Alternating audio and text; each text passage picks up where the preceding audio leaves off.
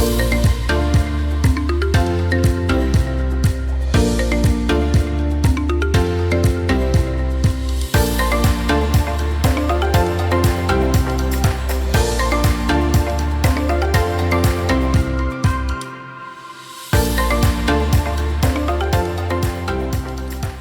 is Wellness by Designs, and I'm your host, Andrew Whitfield Cook. Joining us today is Robbie Clark, an accredited practising dietitian and an exercise scientist. And today we're going to be talking about how to overcome stubborn fat loss. Welcome to Wellness by Designs, Robbie. How are you? I'm really well, thanks, Andrew, and it's great to be with you as always. Great to be chatting. It's been a long time. I'd like to say between drinks, but we haven't. Let's dive right in, Robbie. So we've all come across patients with stubborn fat loss. You know, they just can't get over that ledge. Either they've reached some level of success, or I've even had one patient that I couldn't even get the fat loss going. Tell us what's going on here. When do you stop current approaches and take stock of what's going on? Yeah, I think we've all had that client, as you said, and it can lead to a lot of frustration because you think Oh, yeah. as a practitioner you're doing all the right things and only to just not yield the results that you or the client are looking for. So it can cause a lot of frustration. But I think it's a no-brainer. All our practitioners, we do a thorough investigation and an assessment. That's the first and foremost thing that we need to be doing. You're looking at what they've currently been prescribed in terms of interventions or in terms of investigations, and see what has been done to date, and therefore you're filling the gaps. And I think investigating resistant fat loss, especially when all the traditional methods like diet, exercise, just don't get the results that you're looking for, it does require a more comprehensive assessment and investigation. And I think that that's where some of these more functional tests can really provide great insights into these various underlying factors that might be contributing to that stubborn fat loss. Okay, so let's delve into there a little bit. What sort of investigations do you tend to work with? Yeah, I think firstly, it's the obvious ones. You're really looking at what might be additional factors, and these are typically hormones. So you might be looking at a thyroid function test where you're looking at your TSH, your free T4, and your free T3, because these are all critical for your metabolic rate. And you're also looking at the thyroid antibodies as well, which a lot of mainstream medicine or GPs don't typically investigate. But this is obviously assessing autoimmune thyroid conditions like Hashimoto's. Hormone panels are always great, whether it be salivary, urinary, in addition to blood, because that can really break down the metabolites. And we're looking at things like cortisol, your estrogen, progesterone, and testosterone as well, and even the precursors like an adrenal hormones, your DHEA as well. Vitamin D, very important. We also know that mainstream medicine doesn't like to prescribe vitamin D anymore, but that can tell a huge insight into somebody's immunity. And then I typically do a comprehensive metabolic panel. So that's looking at your liver, kidney function, electrolytes, your blood glucose levels, fasting insulin, and also the HbA1c. And you can see where I'm kind of going with that, which is Yep, looking yep. at potential investigation for things like insulin resistance, polycystic ovarian syndrome, or any other metabolic dysfunction that's occurring. Finally, I will then also probably look at a lipid profile because we know that cardiometabolic go together. So we really want to investigate and assess the cardiovascular risk as well, which is your LDLs, your HDL, your total cholesterol, your triglycerides, and then also looking at inflammatory markers because inflammation is a key driver to a lot of this stubborn fat loss that we see. So CRP and also ESR are just great little insights. And finally, gastrointestinal health tests, which people tend to do last. But doing that and putting that higher up the list could save you a lot of time and head banging against the wall. So things like a comprehensive stool analysis, looking at gut permeability, and even SIBO as well, small intestinal bacterial overgrowth, because we know that there's a huge link between obesity, metabolic dysfunction, and also gastrointestinal health as well. With regards to things like cortisol, when you're dealing with a patient who's obviously stressed and distressed, um, and I'm remembering this patient who, with the first poke at her weight loss, she actually put on weight from, a nice whey protein. But there was so much stress involved in her life. Indeed, she was almost under this pressure. She was like a bubble about to burst. The pressure, not the vision, but there was so much inflammation that I saw there, and I was just going, "Oh, we're poking at this with a stick. We're not getting right down to what's really going on." But what was really interesting to me is the impatience of this patient to want to go and delve further. They just wanted something now. And I'm like, that's not going to happen. It's obviously not worked. What you've tried before Mm. hasn't worked. Why do you want me to do another one of those things that you've tried before? And this time for it to work. So how then do you get across to these people what has happened isn't working? We either change tack or don't do it. How do you get across Yeah. that message? Yeah, I think it's more about the education piece, and it's the empathy, which I think a lot of practitioners have, right? They've seen it regularly in their practice, particularly we functional medicine practitioners, where maybe the system has failed them with either a Mm. misdiagnosis or an underdiagnosis. So you're really just wanting to communicate with them that you're wanting to rule out a lot of factors and then look into new things that haven't been investigated to date. And when you start talking about possibilities around new complications or new causes, then they get more excited because they really understand that, okay, sure, this has not been looked into, so therefore I might go along with this. And you find that they're at that point of despair that they will typically take you up on that offer. But again, it comes away how it's communicated and educated. Yeah. So with regards to you're talking about looking at the gut, and it's critical that at least at some stage that this is looked at. And now, obviously, that depends on where they're on with their journey, how much money they've got, how much money they're willing to put in. I understand there's so many variables, but speaking with people like Jackie Bowker and this beautiful positive speech that she has. Um, everything negative is actually a positive because it gives you information. Brilliant Yeah. messages that she translates. Awesome. So, talking about things like testing the gut for inflammatory markers or indeed inflammatory microbes that might be, say, carbohydrate harvesters, the firmicutes.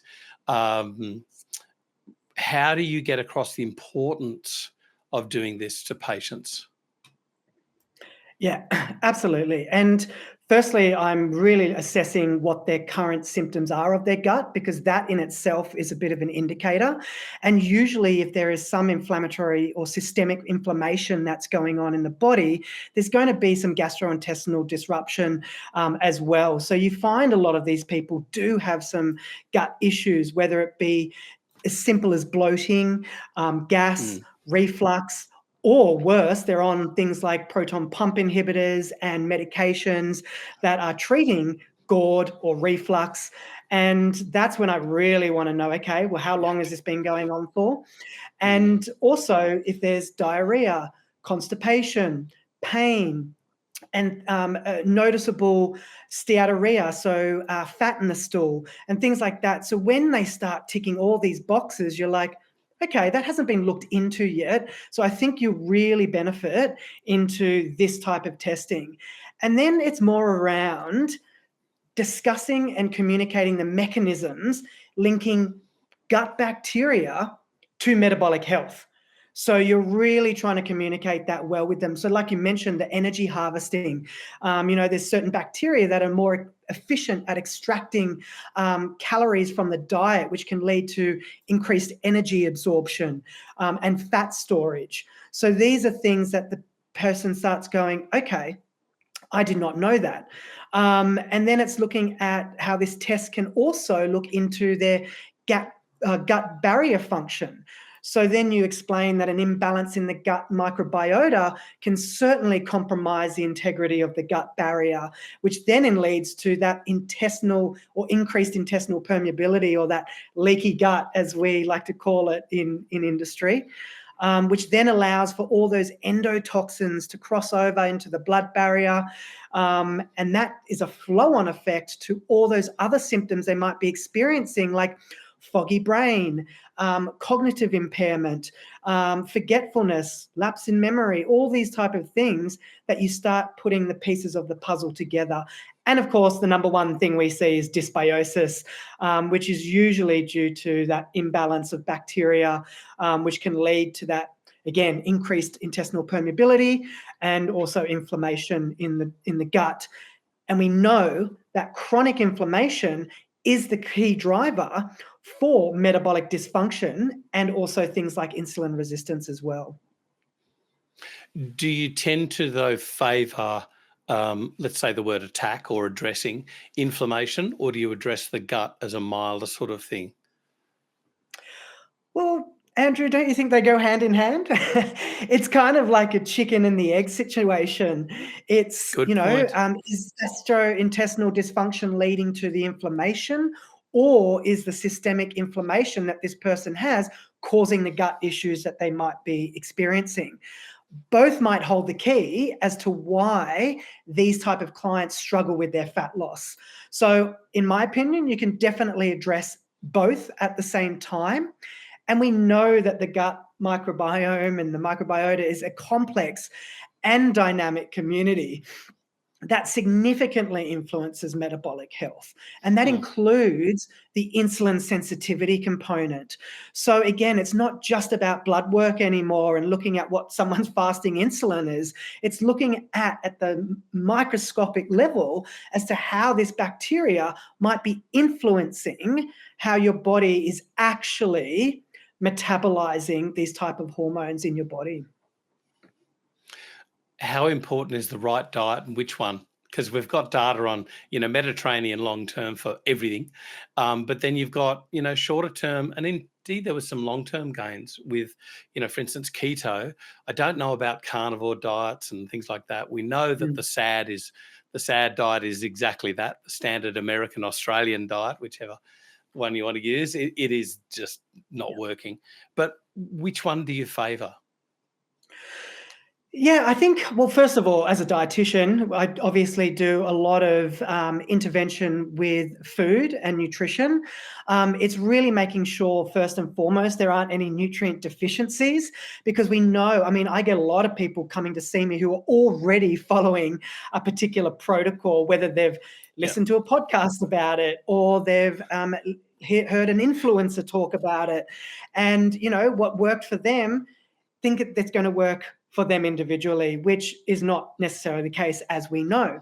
So I get people coming to me thinking, oh yeah, look, I've got this stubborn fat loss. I haven't achieved it. They're either on a low calorie diet, they're on a low carb or ketogenic diet, thinking that carbohydrates are actually the devil and that's what's the cause of their stubborn fat loss.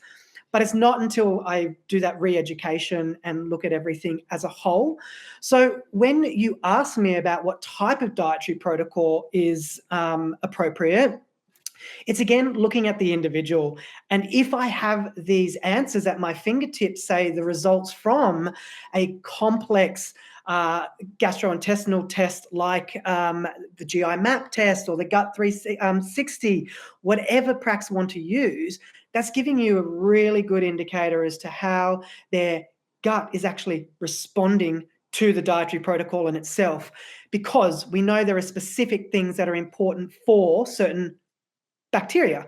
Fibre is probably the most important. So, of course, if you've got people who are on a carnivore diet who are not consuming a lot of plant-based foods or whole grains, which then contain this really important fibre for our gut health, their microbiome will be significantly different to, say, someone who might be on a more plant-based, vegan, vegetarian-style diet.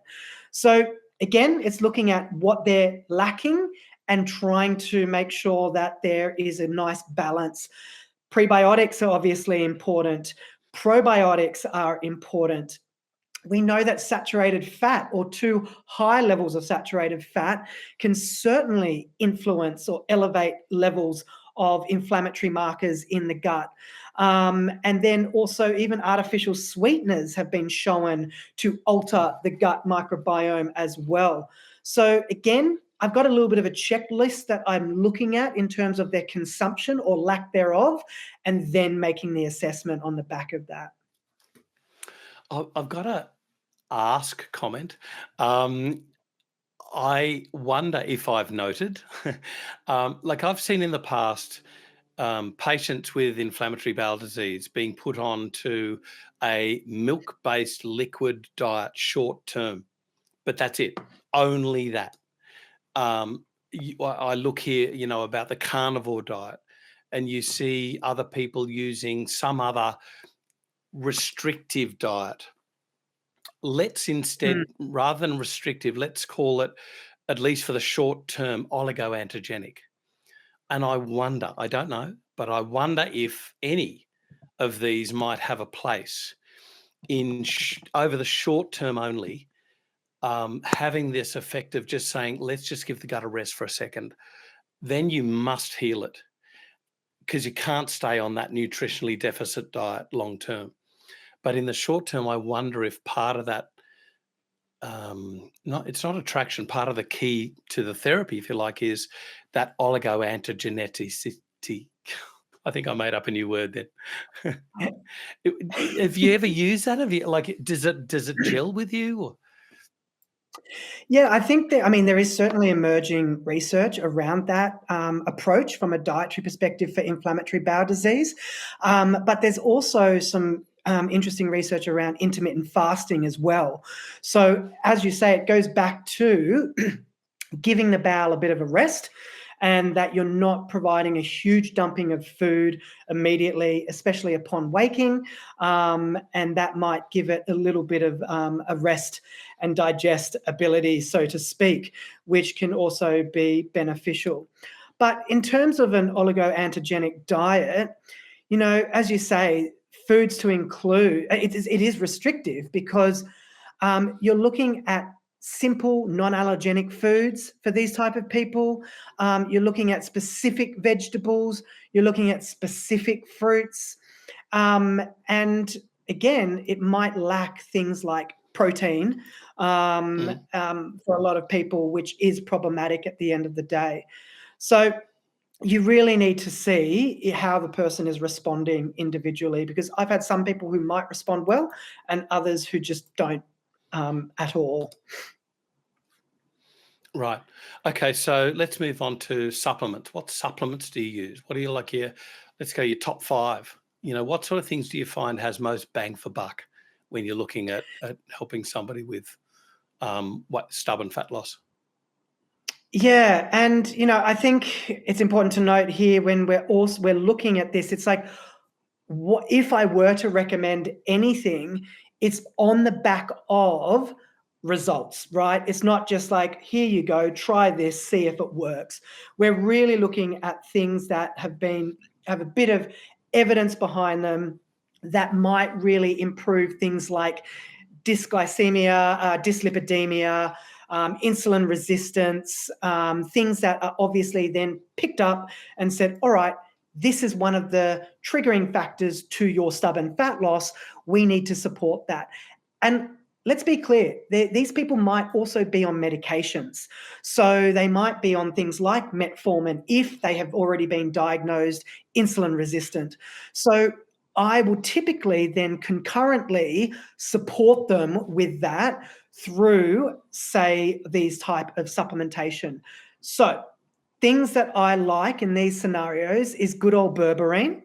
I think any practitioner who's done any form of cardiometabolic, even gut improvement is looking at berberine. We know it can improve metabolic function through many different mechanisms, such as activating the good old activated protein kinase to enhance that glucose uptake and also fatty acid oxidation. We have seen in certain research that it improves insulin sensitivity and also reducing insulin resistance. It modulates the gut microbiota and reduces those endotoxin levels that I talked about. It has anti-inflammatory properties, antimicrobial properties, and it also enhances mitochondrial function. So, needless to say, actually, one of the good things I see also about berberine is that it inhibits the hepatic gluconeogenesis and reduces that intestinal glucose absorption, which is what you want in obviously people who have dysregulation or cannot manage their blood glucose levels appropriately. And there are some practitioners out there who will argue that berberine supplementation is just as good as metformin in terms of treating insulin resistance out there. So, huge fan.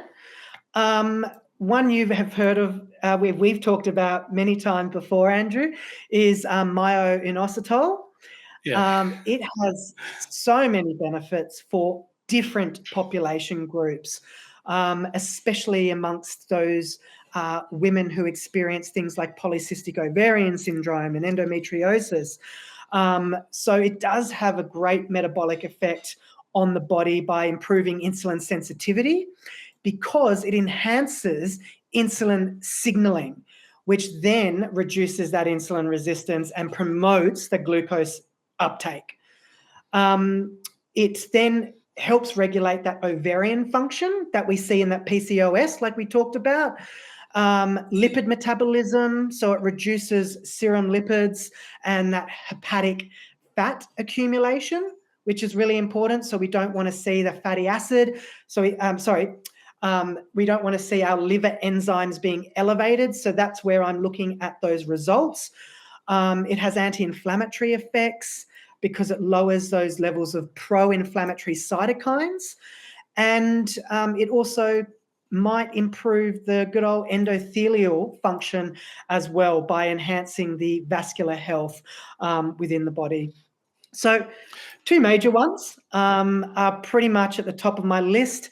And just to name a few more, things like chromium are also good, which has been shown to improve glucose metabolism, and also things like cinnamon, which can be used as a spice, a natural spice in the diet.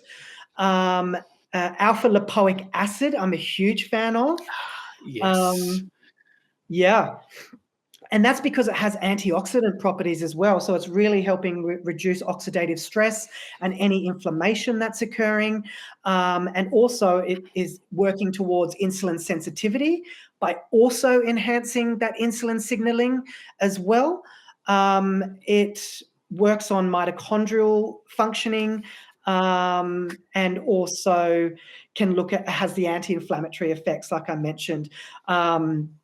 And lipid metabolism. So it has so many great things there that we're trying to recalibrate, so to speak. And then through the diet alone, people can just try to increase their green tea intake throughout the day due to the great polyphenols that are in there, which we know can also improve the gut microbiome.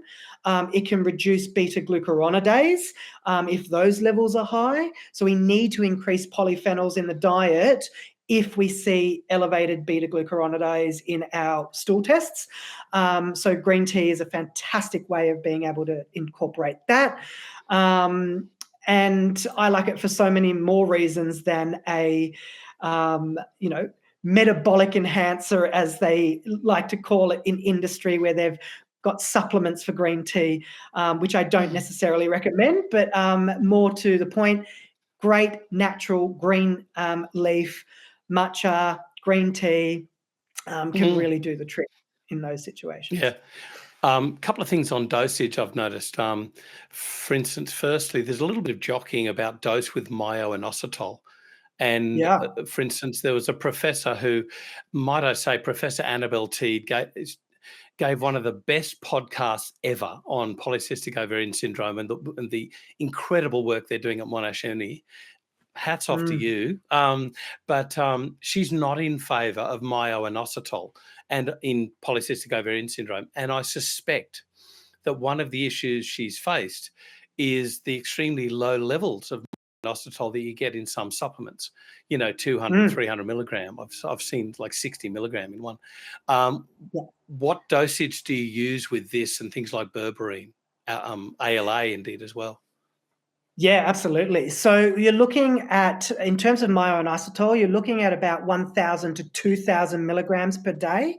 It really depends on obviously all the other things that might be going on for this particular client. But for example, anyone who wants to learn more about hormones, I'm a huge fan of Dr. Kerry Jones, who's now at Rupa Health in the United States, but who was previously working for Precision Analytical, who does the Dutch test.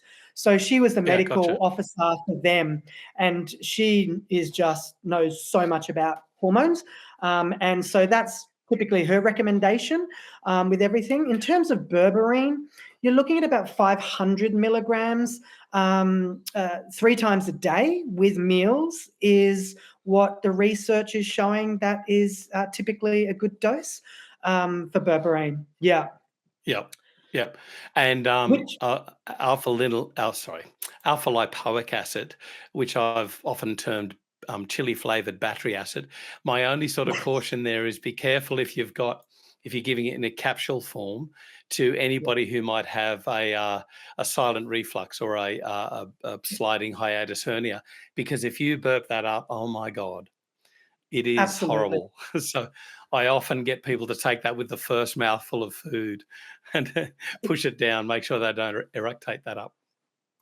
Definitely. I couldn't Um, agree more with you. do- Yeah. Dosage on that. I remember in the early days, they were using huge dosages in patients with diabetics, like up to 1,800 milligrams a day. Not really achievable when you're looking at about a supplement regimen. But what do No. you typically use? Yeah. So again, dependent on the individual, but you're looking at around 500 to 1,000 milligrams per day. It certainly doesn't need to be as high as that 1,800. And it's more cost effective, obviously, in those lower dosages as well. Yeah. And chromium. Now, this is another one. So the TGA restricts the good forms of chromium, the polynicotinate and the picolinate, to a total of 50 micrograms per day in any dosage form. Yeah. So 25 micrograms in a tablet means you're allowed to say to take 2 tablets a day. 30 micrograms in a tablet, and it's 1 tablet a day because 2 would exceed the 50. Yeah. But there's no restriction that I can see about the chromic chloride, the poor sister, which, it's something, but it's not as good. It's not as well absorbed as the good forms. What sort of dose do you tend to go up with, therefore, to chromium or with chromium? Yeah, so you're looking at about a 500 starting at micrograms, and then that can go up to 1,000 micrograms. But again, you're looking at their diet as well, right? So Yeah. you're looking at all the other chromium and all those other nutrients, mind you, that we've talked about, that could be coming from the diet as well. But that's when you want to kind of play with those numbers to Yeah. make sure that you are looking at that. But for those who don't know, and again, because I'm a dietitian, I try to really optimize the diet. Foods that are typically or relatively higher in chromium are things like your broccoli, barley, if they can tolerate, obviously, wheat and gluten, grapes, surprisingly, but more like the Ah, dark coloured variety of grapes, so the red grapes, the black grapes even, green beans, brewer's yeast, oats, and then, of course, nuts. And even tomatoes are quite a good source. And also they're rich in antioxidants like lycopene, which are yep. fantastic at the same time. And also potatoes, and of course lean meats as well. But I like that use of oats as well. I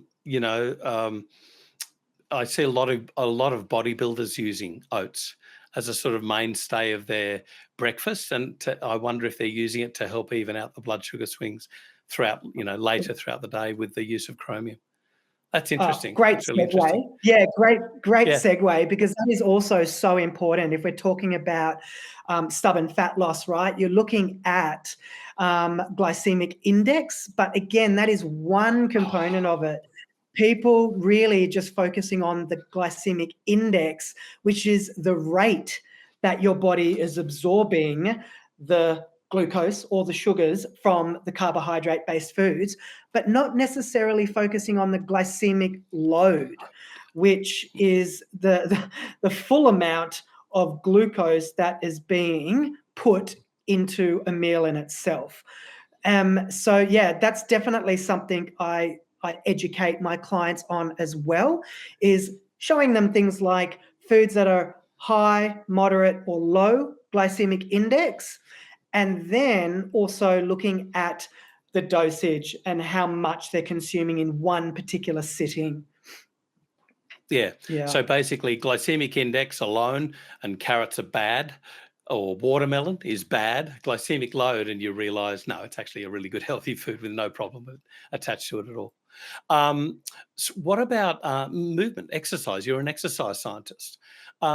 There was a thing some years ago about, instead of doing cardio first and strength training later, about swapping them to do strength training first.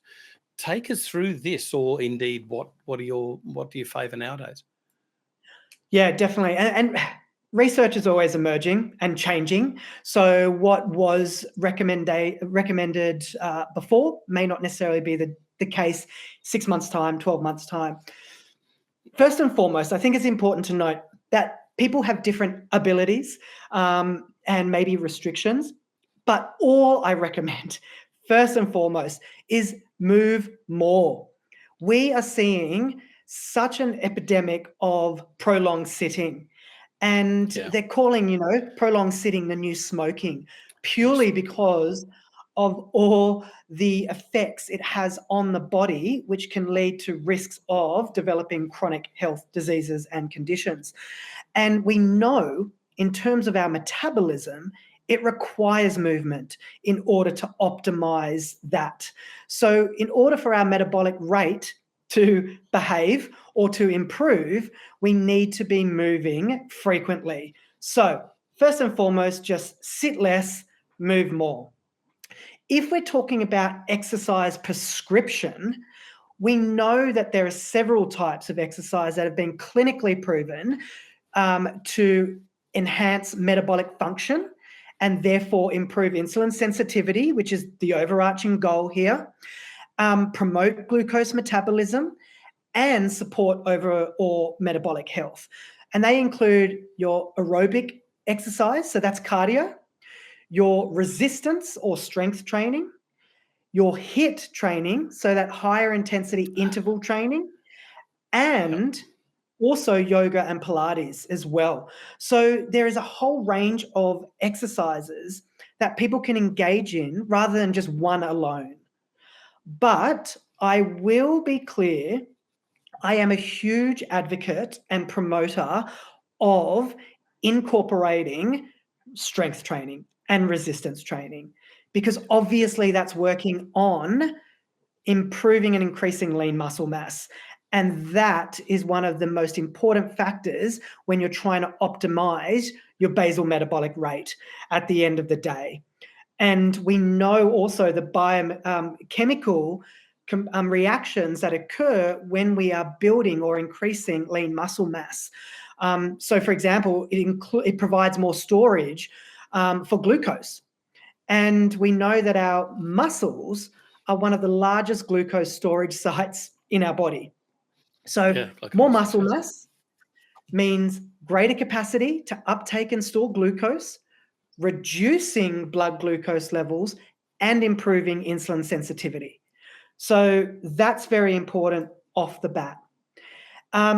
We've also know that it can improve muscle insulin signaling pathways.